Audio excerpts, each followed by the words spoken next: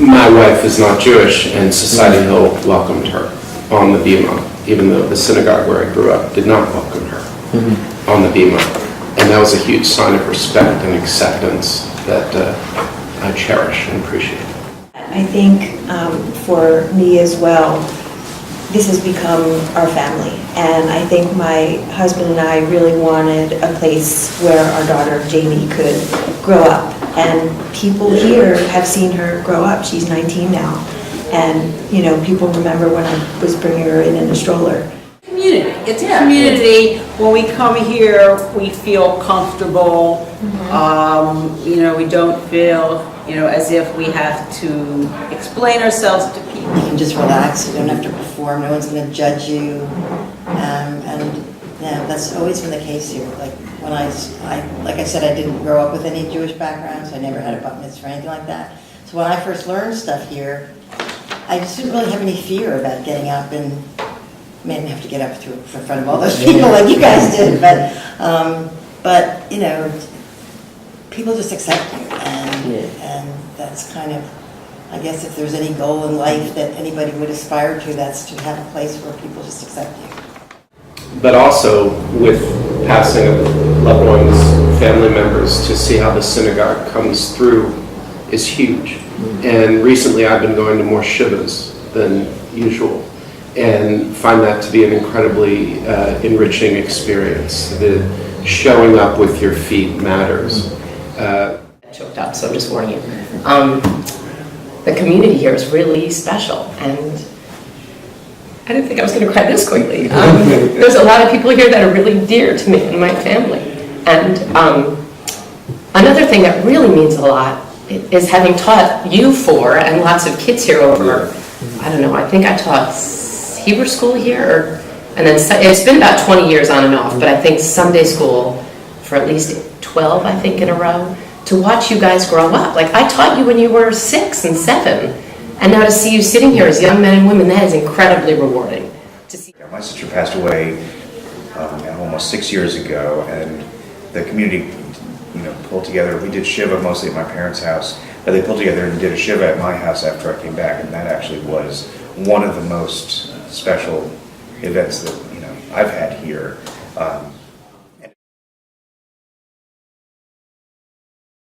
Guide the synagogue to be the kind of place where we want it to be. You know, that has its sort of kind of pros and cons. I mean, it takes a lot of work, you know, to be in the leadership here. But on the other hand, instead of just sort of perhaps being a congregant who was unhappy about something and maybe just grumbled and left, we were very active in trying to help, you know, maintain and further the vision we have for the synagogue. And The professional organizations I've been in, I've never been to board meetings where at the end, people don't run for the doors. People stay here and schmooze. They talk, they want to catch up, they want to find out what's going on in each other's lives, and that just says it all. Because at a board meeting, everyone usually wants to just leave, or leave early, and that doesn't happen here. In joining the synagogue, we're just getting a really great Hebrew school education for my kids, and I had nothing planned beyond that, but I didn't realize at that time the synagogue had bigger plans for me, and I quickly became very involved. We had several families when our kids were pretty young, 3 or 4 families. We organized a family minyan, which we met every 3 weeks, just by ourselves with other families invited in, and that became a really important part of our family, even when the kids didn't want to come.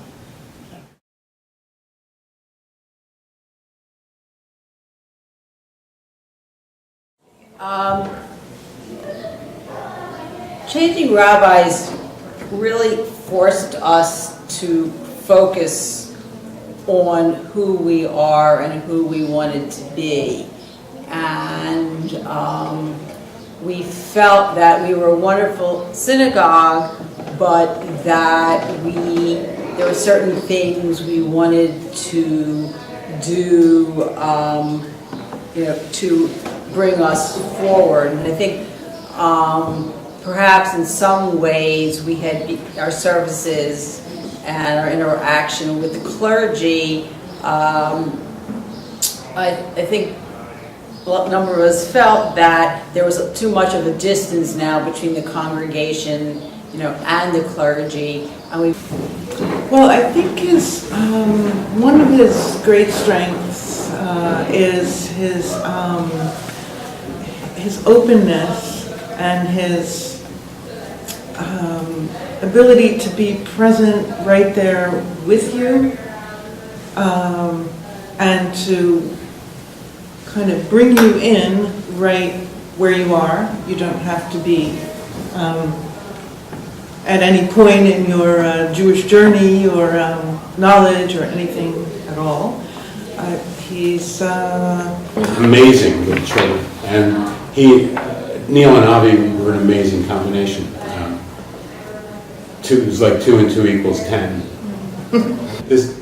Avi introduced education programs that the first one we got involved in was the nuts and bolts introduction to Judaism, which my wife was not Jewish. It was very important to her to learn some of those nuts and bolts, and I learned a lot from it too. And there's been a lot of education programs of all types, and there's also been social interaction. There's been a social action committee has been formed, and I think there's just a lot more involvement. I think it was just all of us, like, we all grew up together basically since like the first, second grade. We were all together, and I think I mean, some have come and gone, but we anyone who was there, we stayed in touch or we're still friends with today, and the teachings that we've learned, we enjoy, and it's just part of the ritual, I guess you could say, in a way, just coming every Sunday. And it wouldn't want to break that tradition, just like we came here like Sunday school, Hebrew school, and now we're just like continuing it, and still. I started here like really young, and when I had my bat mitzvah, I didn't want to just stop there because I don't know. I feel like if I just stopped there, it would be like just in the back of my head when I knew it. I'd be like, why didn't I just keep going and just finish it? So. For me, it was the moment that I met and spoke with Merle Salkin. Who wouldn't love that woman? I mean, she's still in my life. She was so excited about Jewish religion, teaching it, being part of this synagogue. She just was contagious in such a great way. She had though I think I would love that. The one time that I did have that wonderful experience was when I took my middle son Miles and his confirmation class to Israel, which was fabulous. They were a group of 9 kids. At that time we were doing Hebrew High School with BCBI, and it was a bigger class, and you got a few different perspectives on Judaism because they are the conservative synagogue. We were more Reconstructionist, but they were a great group of kids. They were all really friendly. I don't think the confirmation class had been to Israel for a few years at that point because of issues going on in Israel, and I think the time that I took Miles's class was also the last time that the confirmation class went to Israel. Merle always had this wonderful high holiday vibe going on downstairs in the social hall, where it was so crowded because there were all kinds of Hebrew school graduates. The adults came down for that. I think, half the congregation left the upstairs sanctuary to worship downstairs. It was just a really wonderful, warm, welcoming, inclusive vibe. Yeah, I also like the downstairs services too. because up here, like, it is really formal, and even like adults will fall asleep sometimes at the services. And like downstairs, they also had they would like play the guitar with like some of the prayers, and it was like the perfect length to like keep your attention. Well, I think when our kids were younger, we were both involved in this parents group that met while the kids were in Sunday school. And I think we talked through a lot of, there were sort of that group we met with the rabbi some of the times, and we sort of learned more about some of the less familiar traditions. And I sort of feel like we brought those in. We learned a little more about some of the Sukkot things. We ended up, for the last few years, building a sukkah, and I guess we brought that back. I was talking to a friend yesterday about how she's on a group of Facebook friends where people post a bunch of ridiculous questions. This was kind of like live and in-person social media, because Facebook wasn't around then, and it wasn't around for us. We could all go there and ask each other questions and not feel like we were asking, we didn't feel uncomfortable about asking silly questions that people would tease us about, or some of them were questions we felt like we don't want to ask the rabbi because we don't want the rabbi to know we don't know this, that, and the other thing, and that would, not that he would make fun of us for any of that either, but it was, I don't know, it was really a remarkable group, and it is not, we are not all, we don't still meet, but it sort of has helped me know those people in that group a little bit better. So I talk about it a lot, and I talk about how it's quirky, and how it's not what I grew up with, there are certain things that are more religious, but that I feel like everyone who comes here is made to feel comfortable. The fact that, I don't wear a kippah because I didn't grow up doing that, that's okay. Or the fact that somebody wants to wear one, that's okay. I feel like you can be who you are Jewishly when you're here, and that's how I describe it. The most memorable were days of B'nai Mitzvah, Bar Mitzvah, Bat Mitzvah, to be on the Bima and to share in that experience was very, very special to me. And I had the chance to do that with some of the young men, young women that I have known since they were young children. And it just was a very rewarding experience. I felt very privileged to be a part of it in that way. And one of my greatest joys, one of my greatest pleasures since coming here has been the training of our, in past parlance, adolescent affirmation candidates, or B'nai Mitzvah.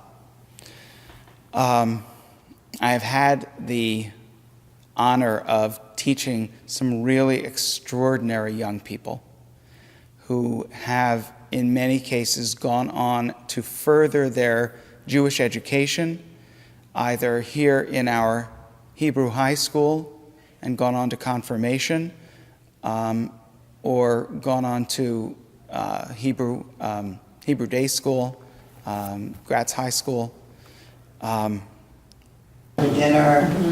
And then I also really liked my daughter's wedding here, which was a fat Jewish wedding where half of the people at the wedding were congregants, and there would have been more if the social hall had been big enough to legally hold them. Yes, it was a fun time. Yeah, life cycle events here have been really special, and the synagogue's been open to our different takes on how life cycle events should occur. And Jeremy said, in any times of life cycle events, whether you're celebrating, whether you're crying, to be able to have people that you know are going to be there and who have your back is just something that's incredible.